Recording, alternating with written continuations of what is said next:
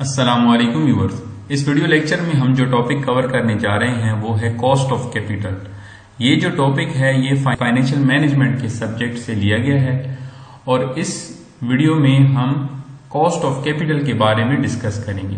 जैसा कि आपको प्रीवियस वीडियो में कैपिटल की डेफिनेशन के बारे में बताया गया था कि कैपिटल फाइनेंशियल रिसोर्सेज होते हैं जो कि आपकी ऑर्गेनाइजेशन में लॉन्गर पीरियड ऑफ टाइम के लिए या लॉन्ग टर्म के लिए जो है इन्वेस्टेड होती हैं और ये आपको सपोर्ट करते हैं, आपके ऑपरेशंस को सपोर्ट करते हैं कि आप जो है इनसे फिर आप अपने एसेट्स को फाइनेंस कर सकते हैं। तो ये जो रिसोर्सेज हैं, ये जो आपको अवेलेबल हैं, ये भी कुछ कॉस्ट रिक्वायर करते हैं। मतलब कि इन रिटर्न जो लोग आपकी ऑर्गेनाइजेशन में इन्वेस्ट कर रहे हैं फिर वो भी एज रिटर्न कुछ मांगेंगे और वो ऑर्गेनाइजेशन के लिए क्या होगी, कॉस्ट होगी। और इस कॉस्ट को हम कहते हैं कॉस्ट ऑफ कैपिटल, कि जो फाइनेंशियल रिसोर्सेज आपके ऑर्गेनाइजेशन को प्रोवाइड कर रहे हैं इन रिटर्न वो भी कुछ मांगते हैं या वो भी कुछ रिक्वायर करते हैं कि हमें भी इस इन्वेस्टमेंट पर कुछ मिले।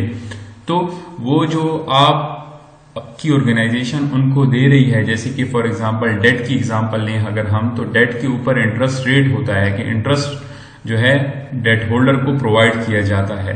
जिसने आपको कर्ज दिया उसको आप इन रिटर्न इंटरेस्ट प्रोवाइड करेंगे। तो ये जो इंटरेस्ट है ये क्या है, कॉस्ट ऑफ डेट है टू द कंपनी, कि कंपनी के लिए डेट को फाइनेंस या डेट फाइनेंसिंग करने की वजह से उनको एक कॉस्ट इनकर करनी पड़ रही है जो कि क्या है, कॉस्ट ऑफ डेट है। इसी तरह इक्विटी को के ऊपर आप जो है डिविडेंड्स वगैरह देते हैं तो कॉस्ट ऑफ इक्विटी ये आ गई। तो इसी तरह जो है ओवरऑल मिलाकर आप कॉस्ट ऑफ कैपिटल क्या कह सकते हैं कि cost of capital financial resources को कारोबार में लाने के लिए आपको कुछ कॉस्ट इनकर करनी पड़ती हैं और उन कॉस्ट को आप क्या कहते हैं, कॉस्ट ऑफ कैपिटल। तो इस वीडियो को स्टार्ट करते हैं। सबसे पहले हमारे पास overall cost of capital of the firm क्या होती है। Cost of capital is the required rate of return on the various types of financing, के मुख्तलिफ टाइप्स ऑफ फाइनेंसिंग जिसमें आपके पास इक्विटी फाइनेंसिंग भी आ जाती है और डेट फाइनेंसिंग भी आ जाती है। उन पर जो रिक्वायर्ड रेट ऑफ रिटर्न है, जो इन्वेस्टर आपकी ऑर्गेनाइजेशन में इन्वेस्ट कर रहा है, आपको फाइनेंशियल रिसोर्सेज प्रोवाइड कर रहा है, तो वो भी कुछ ना कुछ रिटर्न मांगेगा। तो उस रेट ऑफ रिटर्न को हम क्या कहते हैं, कॉस्ट ऑफ कैपिटल कहते हैं।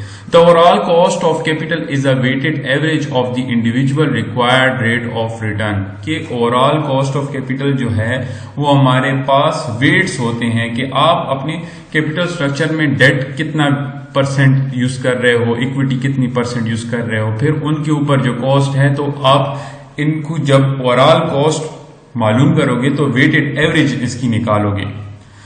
इसको हम डीपली अंडरस्टैंड करेंगे जब हम वन बाय वन जो है कॉस्ट ऑफ डेट मालूम कर लेंगे, कॉस्ट ऑफ इक्विटी मालूम कर लेंगे, कॉस्ट ऑफ प्रेफर्ड स्टॉक मालूम कर लेंगे। फिर उसके बाद जब हम ओवरऑल कॉस्ट ऑफ कैपिटल पर जाएंगे तो फिर आपको ये चीज क्लियर हो जाएगी कि किस तरह हम weighted average of individual required rate of return से हम ओवरऑल कॉस्ट ऑफ कैपिटल मालूम करेंगे।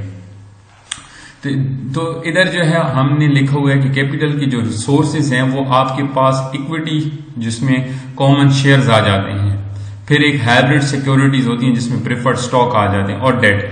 कैपिटल आपका तीन तरीकों से आता है ऑर्गेनाइजेशन में, या तो कॉमन शेयर्स इशू करके, ऑर्डिनरी शेयर्स भी कहते हैं या कॉमन शेयर्स भी कहते हैं। ये जो है true owners of the business होते हैं, ये जो कारोबार को पैसा देते हैं, इसके बदले इनको जो है ओनरशिप मिल जाती है, कारोबार में ओनरशिप राइट्स मिल जाते हैं। फिर ये क्या करते हैं कि इनको जब डिविडेंड डिक्लेयर होता है तो डिविडेंड दिया जाता है, या इनको जो है वोटिंग राइट्स होते हैं। और ये true owners of the business इसलिए हैं कि इनको वोटिंग राइट्स हैं और इनका रेसिजुअल क्लेम ऑन द बिजनेस है कि इनकेस प्रॉफिट जो है आखिर में जितना बच जाता है फिर ये कॉमन शेयर होल्डर्स का होता है, या आखिर में जितना एसेट्स बच जाएं ये कॉमन शेयर होल्डर के होते हैं after satisfying debt holders and preferred stock holders, कि प्रेफर्ड स्टॉक होल्डर्स और डेट होल्डर्स को सेटिस्फाई करने के बाद जो कुछ भी बच गया वो कॉमन शेयर होल्डर का है। तो मतलब कि true owner of the business का मतलब यही हो गया कि अगर ज्यादा बचा तो ज्यादा इनका, अगर कम बचा तो कम इसका। तो मतलब रिस्क टेकर्स जो हैं ये कॉमन शेयर होल्डर। इस तरह फिर है प्रेफर्ड स्टॉक के। प्रेफर्ड स्टॉक से भी आपका ये भी एक one of the source of the capital है, जिसमें इनके पास प्रेफरेंस होती है कि डिविडेंड जब डिक्लेयर किया जाएगा तो सबसे पहले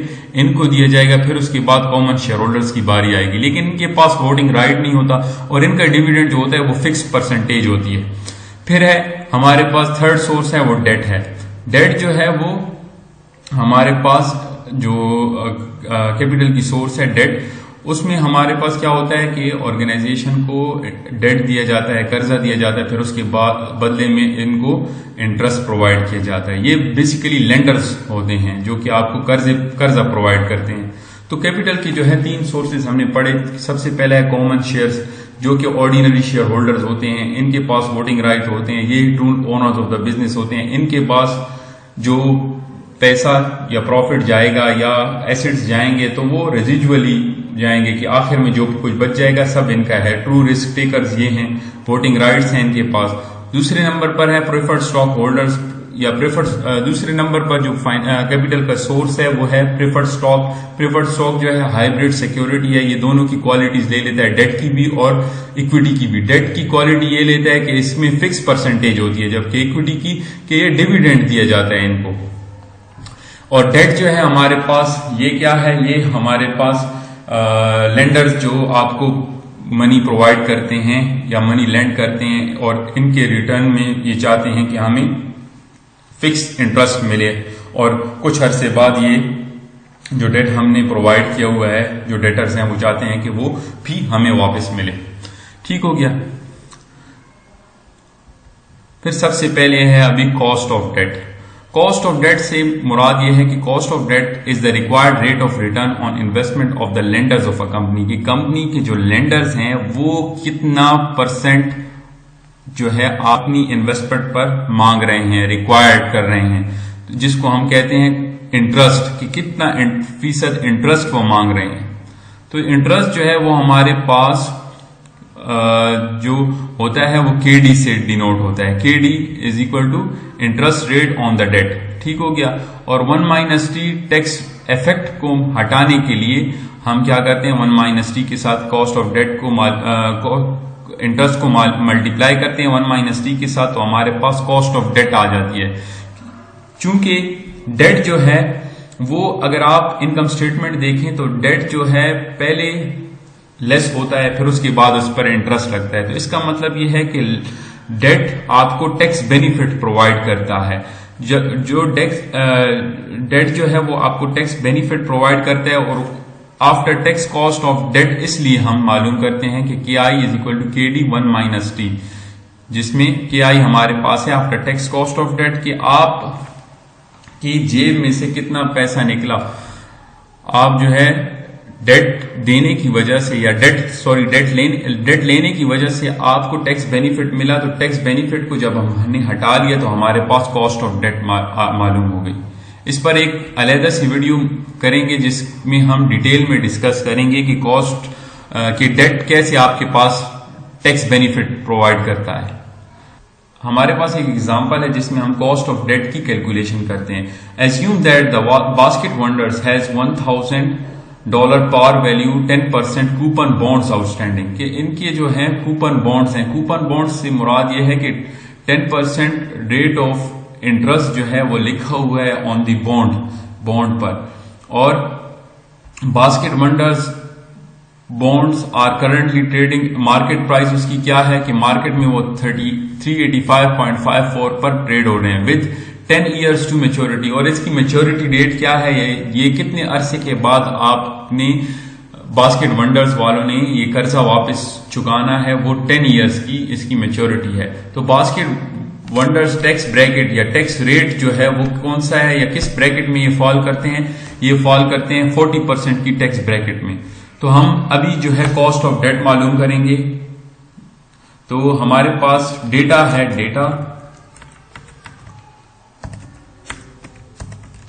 डेटा है हमारे पास KD, इंटरेस्ट रेट जो है वो हमारे पास है 10% कूपन इंटरेस्ट रेट, और हमारे पास P जो है वो है 40%। इसके अलावा हमारे पास है कि आई जो है वो हमने मालूम करना है कि after tax cost of debt हमारे पास क्या आएगी। तो हमारे पास वो आएगी KD multiply by 1 minus T।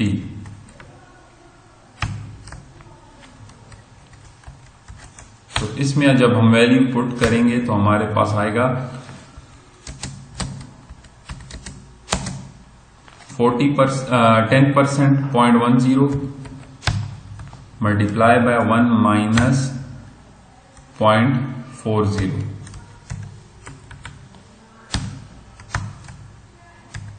which is equal to 0.10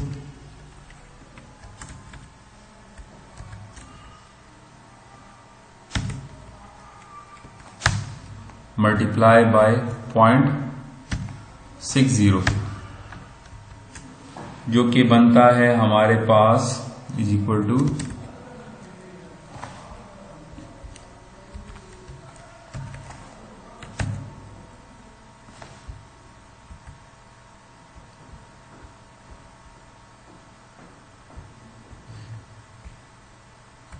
ये हमारे पास बनता है 0.10 मल्टीप्लाई बाय 0.60।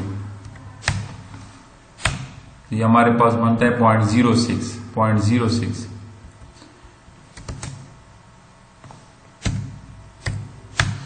इसका मतलब ये है कि हमारे पास इंटरेस्ट रेट तो हम 10% दे रहे हैं, लेकिन टैक्स में बचत भी हो रही है ये डेट देने की वजह से। तो हमारे पास हमारे जेब से जो जा रहे हैं 0.06 हमारे पास जो हमारे आउट ऑफ पॉकेट एक्सपेंस है वो है 6%। आउट ऑफ पॉकेट एक्सपेंस जो है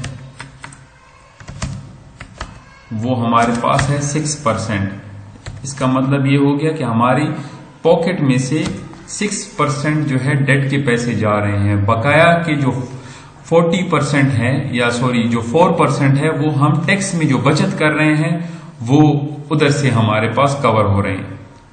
तो ये जो है हमारे पास कॉस्ट ऑफ डेट का फॉर्मूला भी था और कॉस्ट ऑफ डेट की कैलकुलेशन ठीक हो गया।